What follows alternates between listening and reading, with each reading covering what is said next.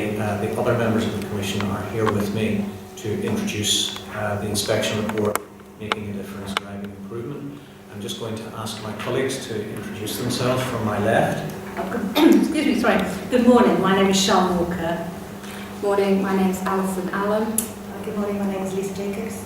Good morning, I'm Anne Abraham. We're going to take you through the report's findings and recommendations, and this short presentation should last no more than about 20 minutes, and then there will be an opportunity at the end. If anyone wishes to ask any questions, you'll be welcome to do so. So just first of all, to set the context for this inspection, this time last year, or just around the end of July last year, we were all coming to terms with the publication by Frances Oldham of the Jersey Care Inquiry. And in the inquiry report, Frances Oldham made three, I think, very critical points. One, she said that aspects of Jersey services for children remained not fully fit for purpose. She said, in light of the evidence this heard, the inquiry panel, considered that children may still be at risk in Jersey, and that children in the care system are not always receiving the kind or quality of care and support that they need. So this newly formed body, the Jersey Care Commission, felt that it was important to pick up on those issues. And in discussions with ministers, and in particular the Chief Minister, we felt it important that within a year of the publication of Frances' report that we should undertake an inspection of children's services on the basis of terms of reference which we, the Jersey Care Commission, would devise. We entered into a partnership arrangement with Ofsted, and two inspectors from Ofsted came to Jersey in June of this year and undertook an in-depth inspection which forms part of the report. So I'm going to hand over in a moment to my colleague Anne Abraham to introduce the first of the set of recommendations. There are 20 recommendations within the report, and they sit under four broad headings. The first is corporate leadership.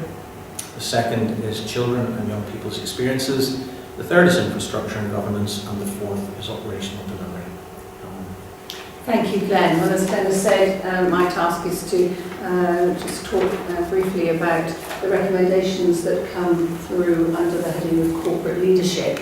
What you see on the slide are the slightly more detailed findings that are in the report under this heading. But fundamentally, there are 4 points here. First, that there is no statutory framework for corporate parenting. The second, that young people leaving care are not adequately supported in making a successful transfer to independent living, around that hugely important transition. The third is around the need for whole system change, and the fourth is about the need to tackle the issues around high staff turnover. I think the points about all of this is that the recommendations that flow from this, there are 3 of them, all start with the words "the states of Jersey should." Yeah.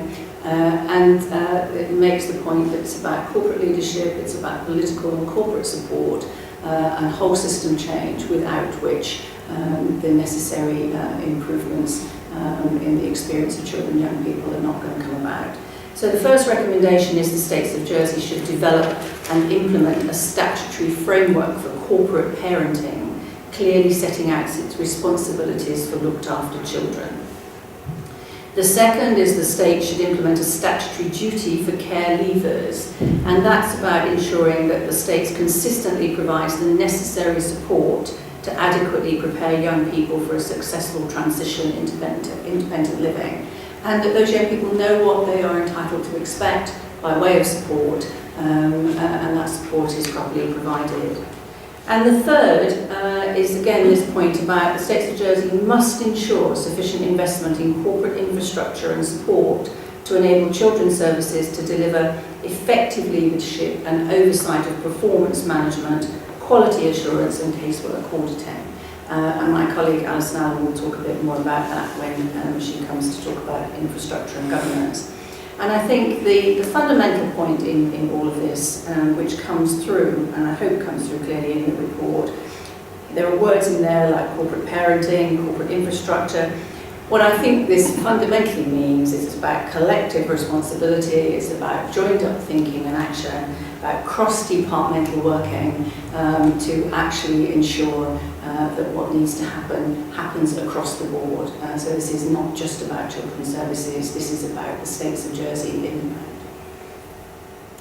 Okay, hi, my name is Lisa Jacobs. I'm the only commissioner that is actually based on Ireland. I'm a carer. I have a son who's 15 years old. He has complex needs. He needs one-to-one care at all times, and he will continue to need this care throughout his lifetime. I've joined the Commission to be a voice of carers and service users, and I bring to the table my personal experiences. I've had first-hand experience of children's services over the last 12 years, and some of my experiences actually resonate in the findings of this report. And my son does actually have respite support in the residential setting, so I have that experience as well. I'm going to talk to you about children and young people's experiences, because it's, as a carer, it's where it sits best with me. A lot of the key findings are around record keeping and the quality of care records for young people. For me, these three findings, and the top one here, are key. It's imperative that not only a child is given an opportunity to voice their views, but their views and their aspirations are actually listened to and actioned where appropriate, but also their views and aspirations are actually recorded in their care records, that they've got evidence that they've actually, what they've actually said. It's crucial that care records are accurate and kept up to date. In my experiences, I've had to repeat my story again and again and again. I've had to fill out the amount of forms and be assessed. And it's exhausting and it's frustrating, and that sometimes it can be quite upsetting. And we have to be really mindful that... You're very welcome, folks. Please have a seat. I beg your pardon for being late. No, it's okay, I understand. Mr. Ronan, can I just go past you, Neil? So as I was saying, having to repeat your story again and again and again, being on the receiving end, it's quite a lot to deal with. And again, we have to be mindful that I'm an adult going through this, so what does a child and a person going through the system feels like? So it's really putting the child and the person in the forefront of their minds. I'm going to just talk about the findings regarding education and aspiration health assessments. These two findings go hand in hand. There's evidence in the findings that suggests that children in care are significantly behind their peers in education. And I'm sure we all understand why that's the case.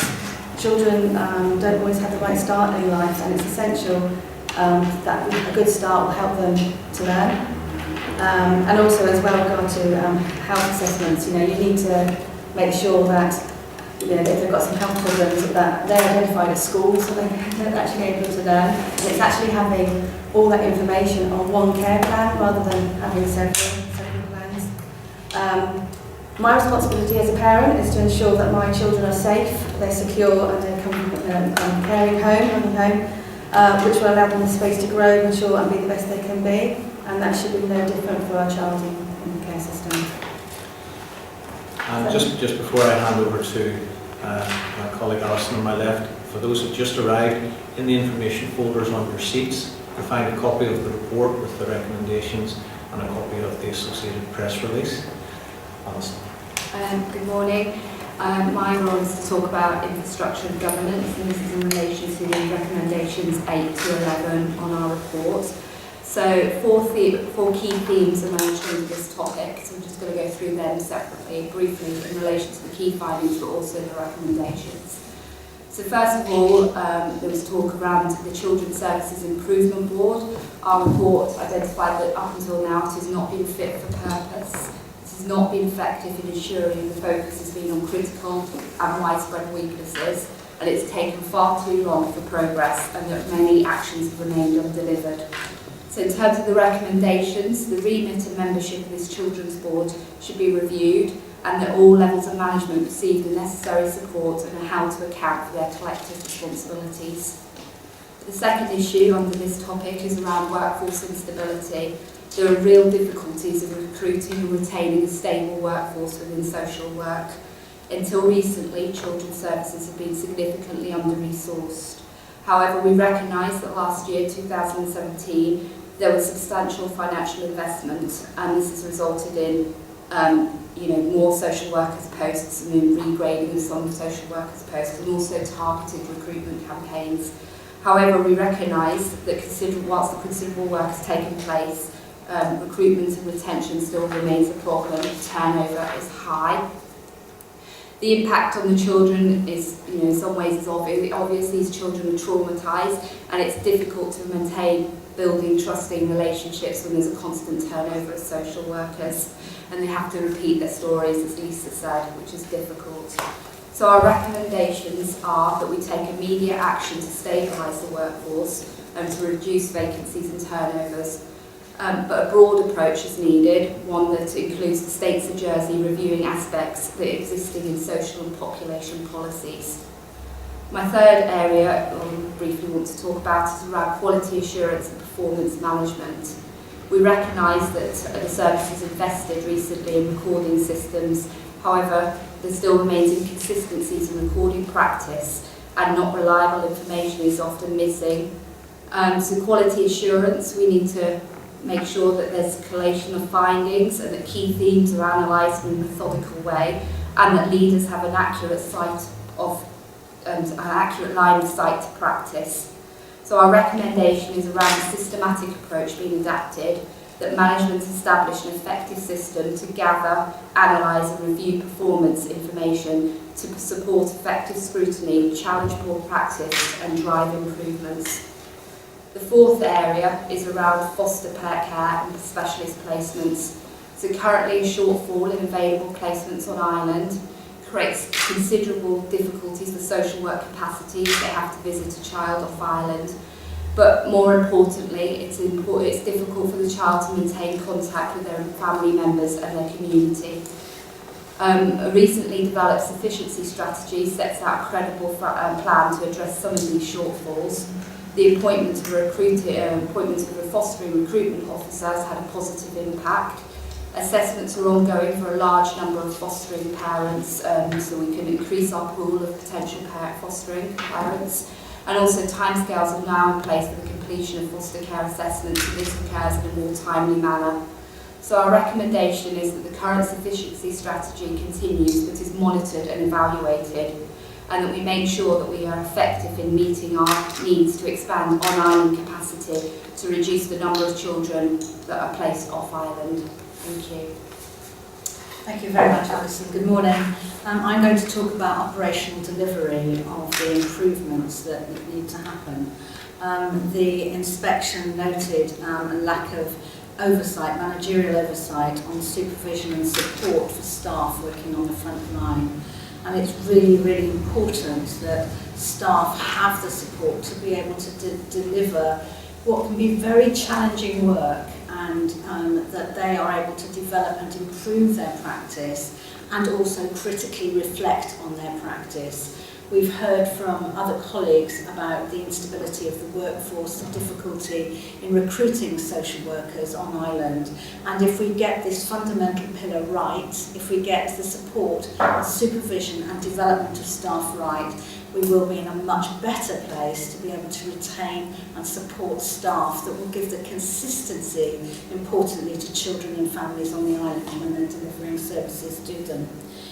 The outcome of the inspection noted that there were issues around management of risk, and assessment for children at risk of neglect and sexual exploitation was not sufficiently proactive or well articulated.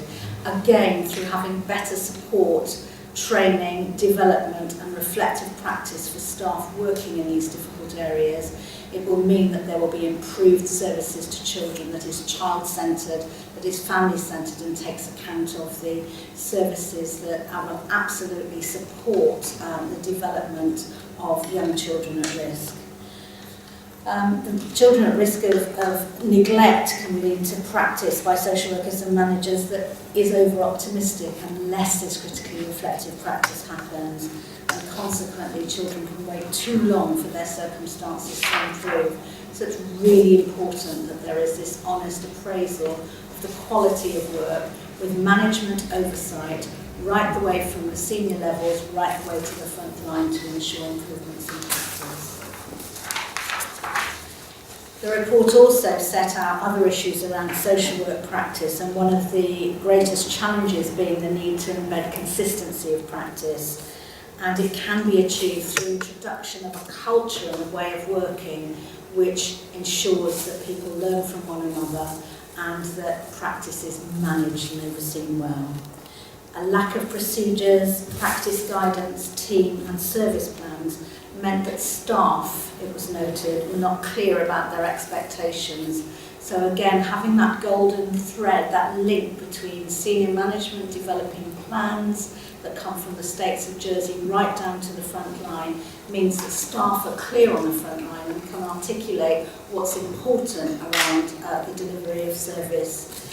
Also, it will enable children and their families to be absolutely clear about the kinds of services they can expect to receive, to be sure that the practice that is delivered, the social work, the social care practice that is delivered, takes account of them as individuals and listens to what they say about their needs. Finally, assessment, care planning and recording was often found to lack sufficient detail and not consistently updated to response the challenging needs for children. Plans for children in need and those requiring protection are mostly subject to regular review, so it was found that they are subject to review, but again the quality of the plans requires improvement. So the piece that I mentioned at the beginning about support, supervision and development of staff to improve is essential, and that's something which comes from the top down and will be received very, very well by staff working at the front line and will result in what is absolutely necessary, which is an improvement in services to extremely vulnerable children and their families. So what assurances can we take from this inspection?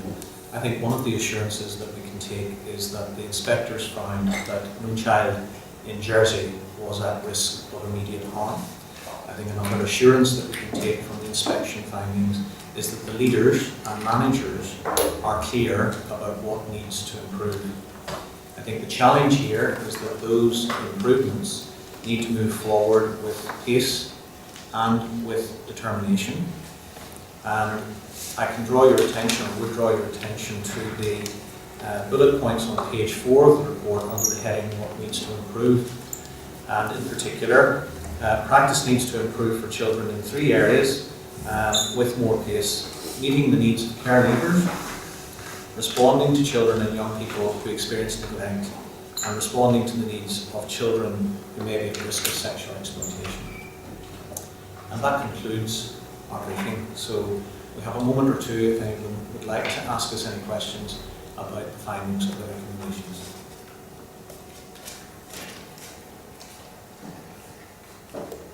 I'll take silence to indicate a degree of consent to... If I could ask, this is another damning report. There's a whole pile of damning reports, serious case reviews, the Independent Jersey Care Inquiry report. Couldn't get any more damning. Should be congratulated for conducting this report, but no one's getting held to account again. Shouldn't we start holding people to account who are failing our children? What's different about your report to any other report that we've already read? Why isn't anybody getting held to account for all these failings, massive failings? Well, in any situation, accountability is hugely important. And I think what this report points to is the need for corporate accountability right from the top of the organisation down to the front line. And as part of our introduction of the report and the recommendations and findings, we've spoken with Chief Minister and Ministers, and we have highlighted the need for that collective responsibility to drive forward change and improvement. One of the assurances, as I mentioned, from the inspection is that leaders and managers know what needs to be done. I think this inspection report provides them with a template for the kind of change that needs to move forward with pace. And certainly, I think people need to be corporately and collectively held to account for making sure that nothing is left undone that would improve services for children and young people, particularly those children and young people who are in the care of the state. But still no one's held to account, are they? I think where my problem lies is that the care inquiry and the Ofsted report and your report is totally damning of the children's services. But the problem is the people who are working with the children's services have been there for years and years and years. They've been part of the problem, but they're still there. So shouldn't we be looking at these people who have been there all this time and possibly move them out and start holding them to account? How can things change if you've still got the same people who have been telling us everything's wonderful and everything's great all these years when we know it isn't great? Why aren't these people getting held to account? Well, I think that raises very important issues about leadership and the culture of leadership. One of the things we've been hearing from those that we've spoken to is an investment in a leadership culture and a culture that will drive change.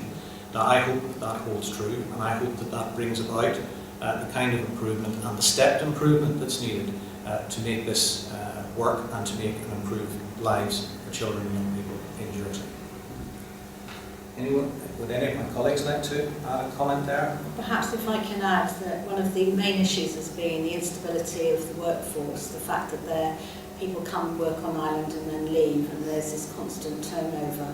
So one of the things that we've talked about in our report is around the pillars that can be put in place to support the workforce to feel listened to and valued, because you have a valued workforce and then they value the people that they serve, the children and the families of Jersey. So we think it's really important to look at those issues that can help create stability in the workforce, a culture of Jersey being a place to come and work and remain and stay, and most importantly, so there is consistency of workers working with children and families. My colleague Lisa has talked about, from her experience as a carer, of different social workers coming in and out of her life. And even with the most stable families as her family, that's difficult. Imagine what that's like for a child who doesn't have a family around them and who is extremely vulnerable and has been abused. So it's really important that stability of the workforce is right. And our report has particularly highlighted what needs to happen at pace to ensure that the stability of the workforce will make for better practice in the island. And that was certainly well received when we spoke to the Council of Ministers yesterday. I just don't want to hold it. One more question, if you don't mind, is I haven't had an opportunity to read the entire report because I don't think it's in the public domain yet, but I'm not sure if there's any recommendations for a whistleblowing policy, because in the care inquiry they found that people were coming over, didn't have any residential qualifications and all that. So, you know, they come over from the UK, if they blew the whistle, they were destroyed. I mean, Jersey people are destroyed for blowing the whistle, let alone somebody having to move their family coming over here. So is there anywhere in the recommendations or in the findings that there needs to be a robust whistleblowing policy so people can speak up and speak out in order to protect children? Because anybody who's done that so far has basically been imprisoned or destroyed. So is there a whistleblowing policy recommended in this report? The report deals with the issue of making sure that any concerns that are identified are addressed. One of Francis Oldham's associated recommendations is that there would be a system of independent scrutiny of services, and the responsibility that we as a Care Commission have is a responsibility to establish that process here in Jersey. Part of our work as a Commission will be to follow through on the recommendations and the findings within the inspection report.